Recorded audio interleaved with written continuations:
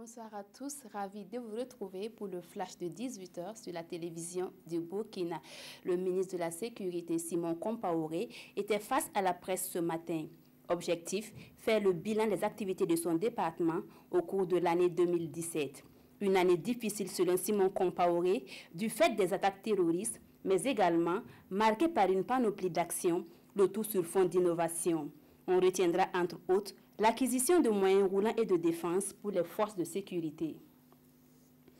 Les pays membres du G5 Sahel se sont donné rendez-vous à Bamako au Mali.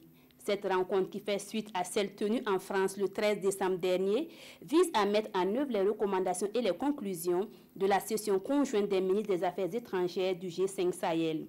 Au cours de cette rencontre, les participants vont élaborer les actes juridiques additionnels de la force G5 Sahel, qui a déjà mobilisé plus de 200 millions de dollars sur les 400 pour son opérationnalisation. Le syndicat national des fonctionnaires de l'éducation du Burkina, SINAFEB, s'insurge contre l'application de la loi 081 à l'endroit des contractuels. Au cours d'une conférence de presse tenue ce matin, les premiers responsables du SINAFEB affirment que cette loi, dans son application actuelle, est mal faite. Elle a occasionné la baisse de salaire des contractuels. Ainsi, ils demandent la correction de l'injustice occasionnée par cette loi.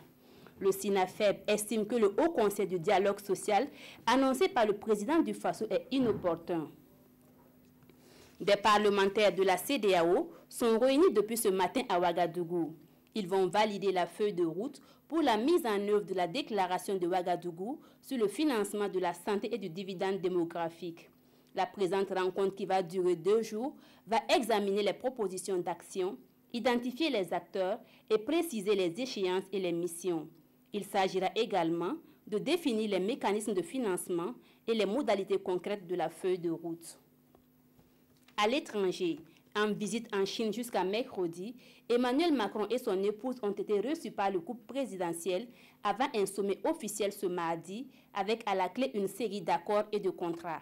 En guise d'entrée en matière, Emmanuel Macron a salué l'engagement de la Chine, premier pollueur mondial, à lutter contre le changement climatique.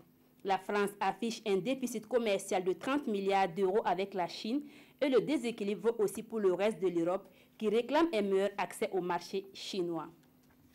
Voilà pour ce flash. Merci de l'avoir suivi. L'information revient à 19h avec Christine Koulibaly.